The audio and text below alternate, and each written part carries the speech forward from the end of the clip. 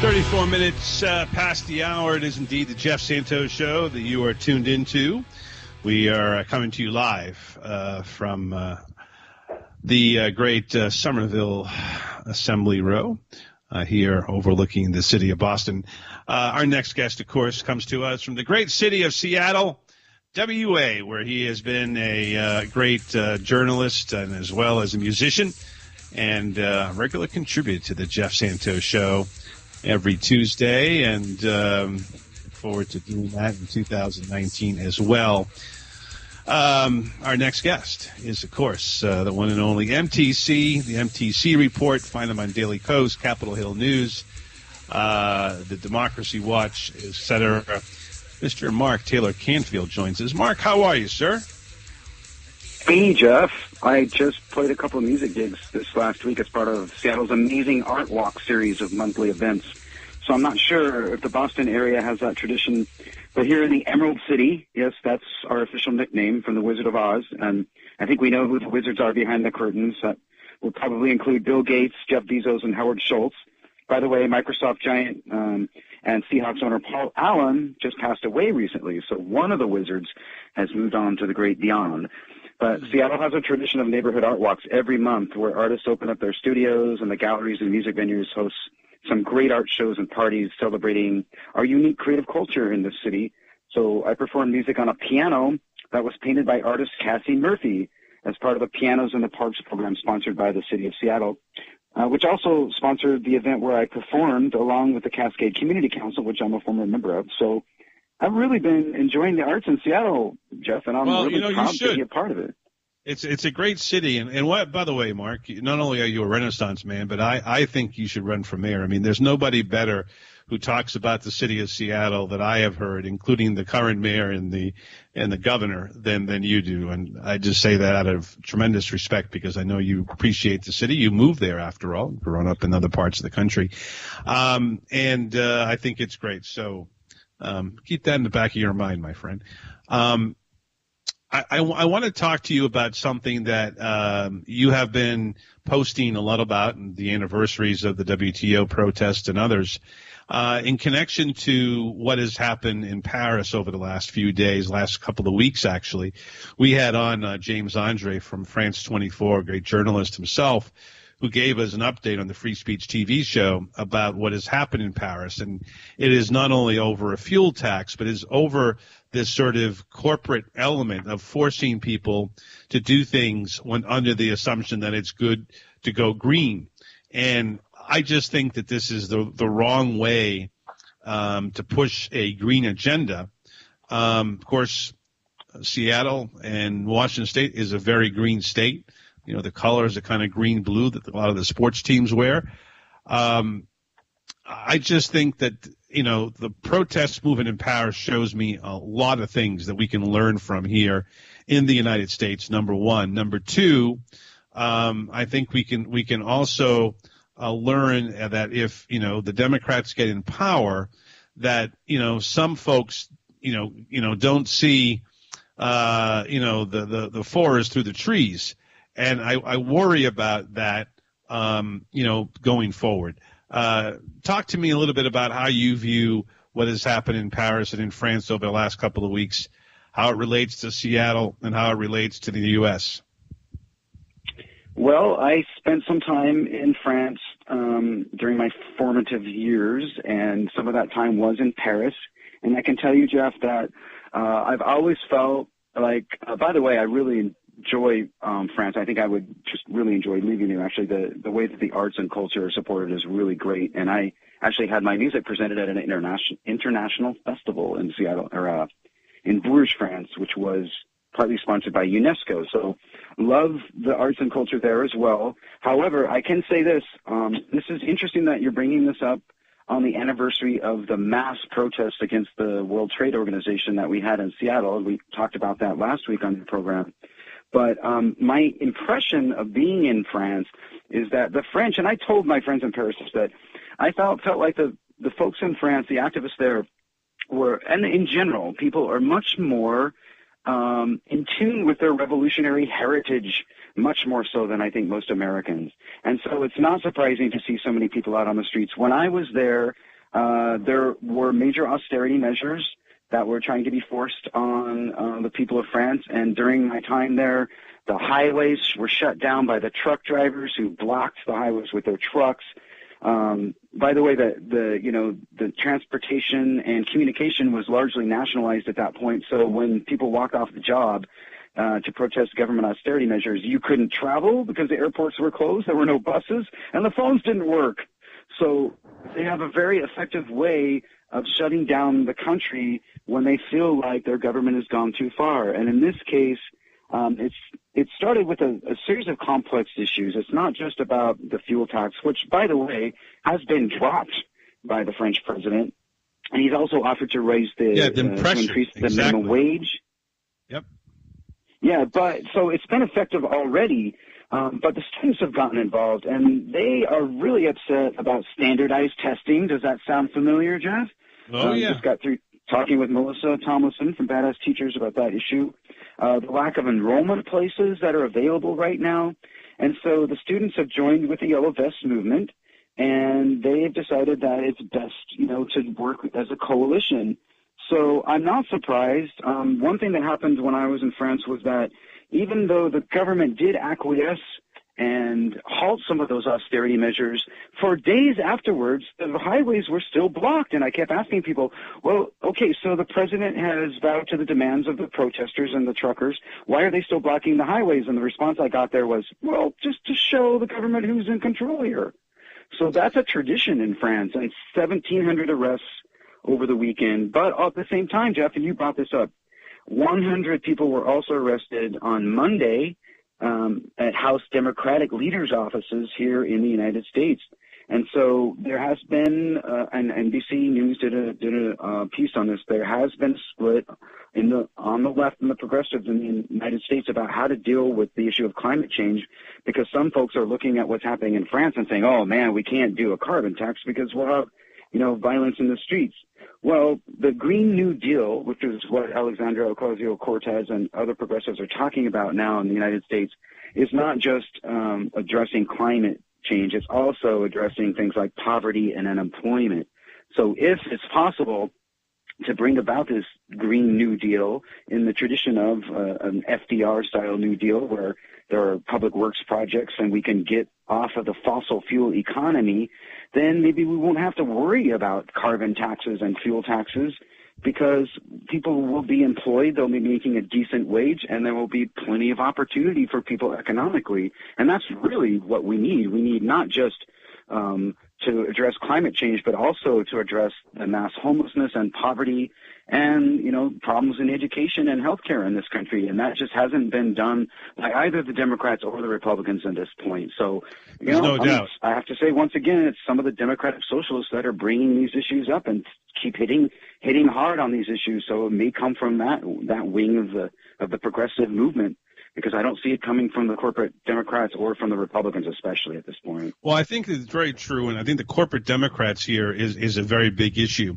Basically, the folks that are pro-Macron, the current president of France, are folks that believe that we know better. And the one thing that I got in the interview with our friend James Andre from France 24 was this sort of elitist approach that Mr. Macron would take. The fact that a lot of people who live outside of Paris have no choice but to drive their cars, because the metro, and this is a case, of course, in the United States as well, and we got a much inferior system compared to what Paris has in terms of their subways, metros, and even rail. But in a lot of the places that Andre and a lot of where these protests are coming from with these, yellow jackets, is the fact that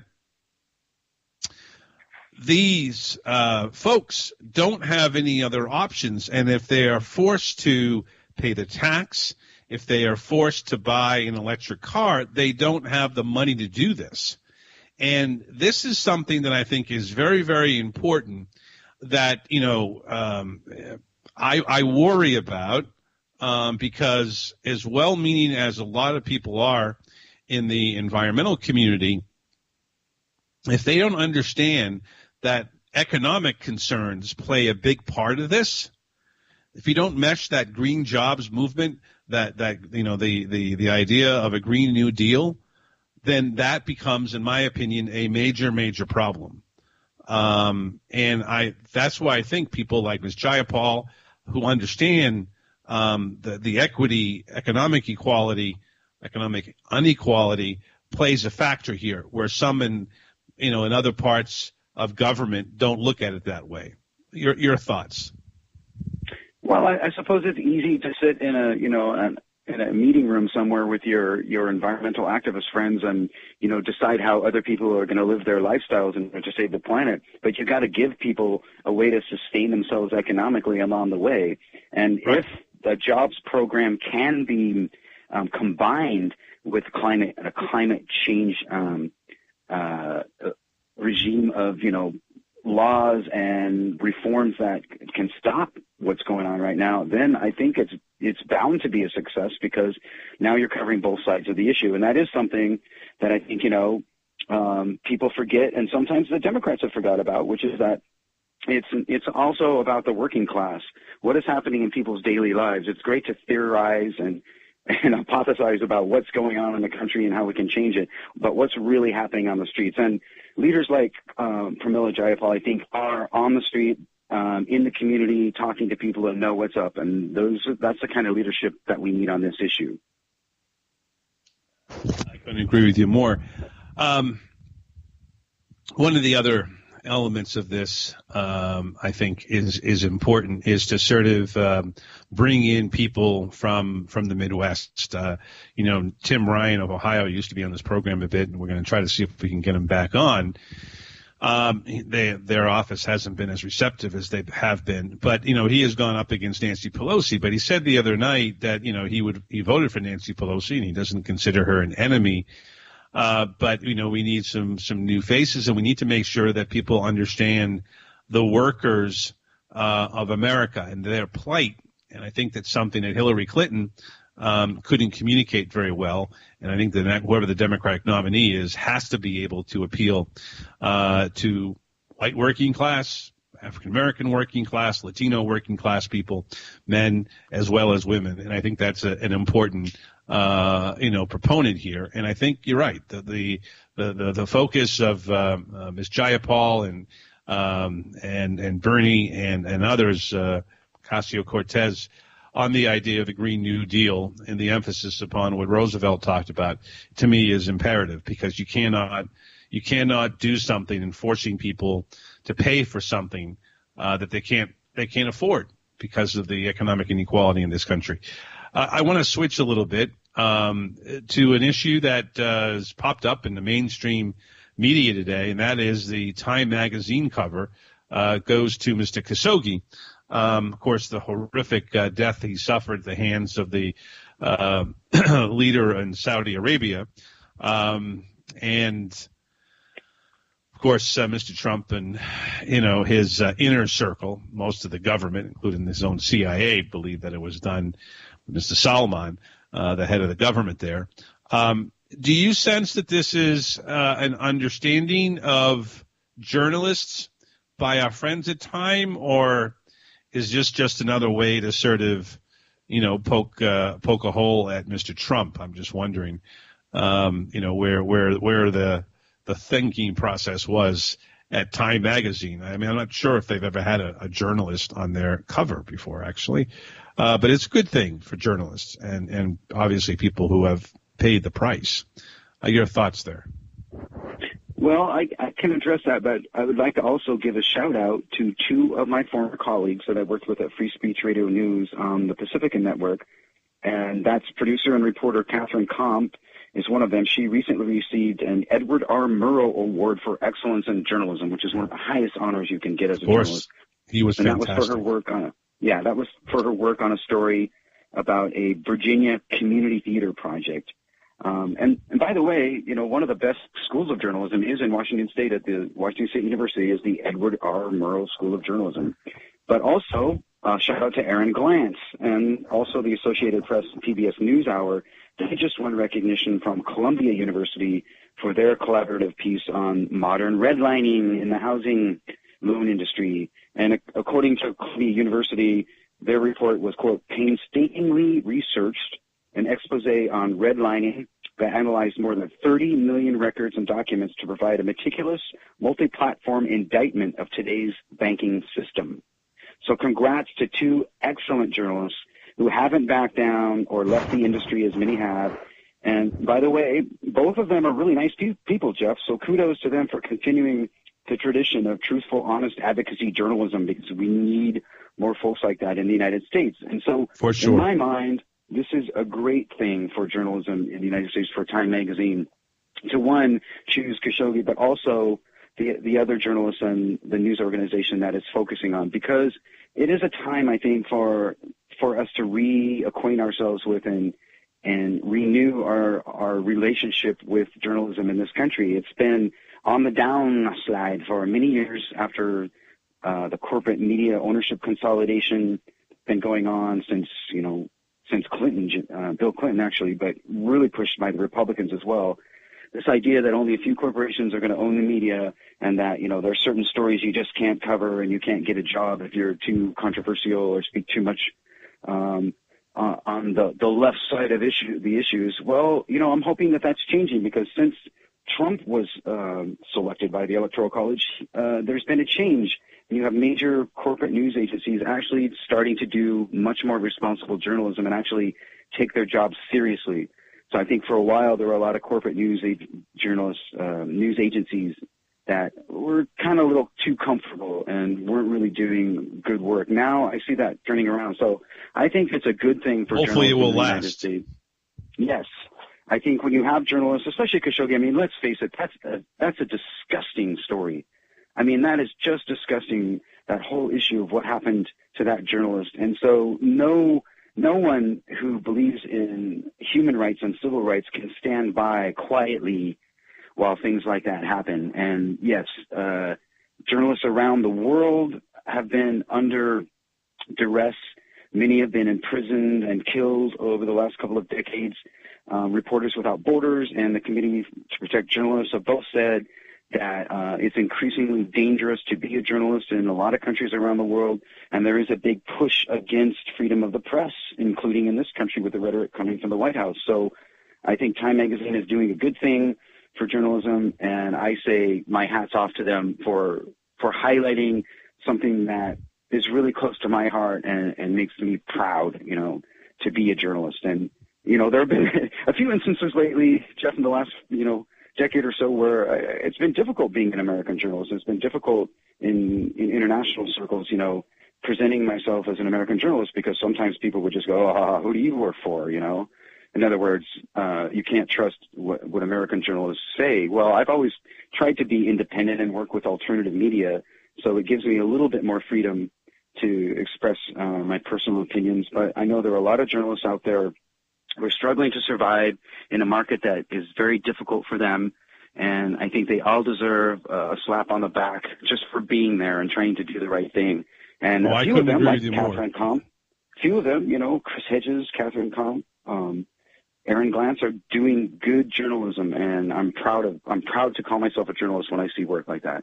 There's no doubt. We're talking with our good friend Mark Taylor-Canfield here on the Jeff Santos Show, and somebody is like yourself, an independent journalist, talk show host. I consider myself somebody who is a pure journalist in the print community, but obviously as a broadcast journalist, as somebody who and tries to get tough questions answered.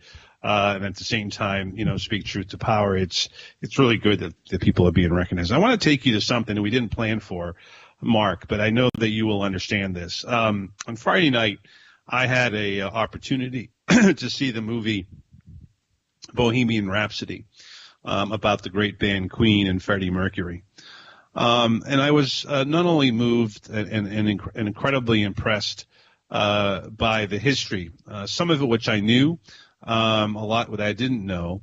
And, I came across, and I actually did my commentary on the upcoming Free Speech TV show, and I Won't Back Down segment, this upcoming Sunday at 10 a.m. Eastern, 7 Pacific, about this. And what we learned in the film is that this was a band that pushed the limits. It had a lead singer who had an amazing voice. They talked about, the characteristics of this guy's voice that could, go to the highest of highs and lowest of lows, that brought in opera and classical music, along with the heavy metal. You had a great guitarist, and Mr. made the lead guitarist.